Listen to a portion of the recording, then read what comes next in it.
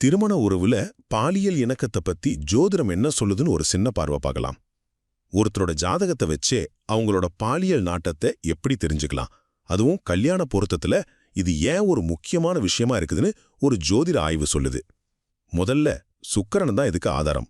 ஆணா இருந்தாலும் சரி, பெண்ணா இருந்தாலும் சரி, அவங்க ஜாதகத்துல காதல், ஈர்ப்பு, நெருக்கம் இது எல்லாத்துக்கும் சுக்கிரன் தான் முக்கிய காரணம். ஒருத்தரோட பாலியல் தன்மையை தீர்மானிக்கிறதே இந்த கிரகம்தான். சரி, அப்போ சுக்கிரன் தான் மெயினா? வேற என்னெல்லாம் இதுல தாக்கத்தை ஏற்படுத்தும்? அதுதான் ரெண்டாவது விஷயம், மத்த கிரகங்களும் வீடுகளும். இப்ப பாருங்க, சுக்கிரனோட செவ்வாய் இல்லனா ராகு சேரும்போது பாலியல் நாட்டம் அதிகமாகும். ஆனா அதே சனி இல்லனா குருவோட தாக்கம் இருந்தா அது குறையும். அதே மாதிரிதான் வீடுகளும். ஜாதகத்துல 3, 7, 8, 11, 12ஆம் வீடுகள்ல சுக்கிரன் இருந்தா நாட்டம் கூடும். ஆனா 6 இல்லனா 9ஆம் வீடுகள் இருந்தா அது குறையும். கடைசியா இணக்கம், அதுதாங்க ரொம்ப முக்கியம். கல்யாண பொருத்தத்துல பாலியல் இணக்கம் ரொம்ப அவசியமான ஒண்ணு. யோசிச்சு பாருங்க, ஒருத்தர் ஜாதகத்துல பாலியல் நாட்டத்துக்கான அமைப்பு அதிகமா இருந்து அவங்க துணை ஜாதகத்துல அது கம்மியா இருந்தா உறவுல சிக்கல் வரத்தானே செய்யும்.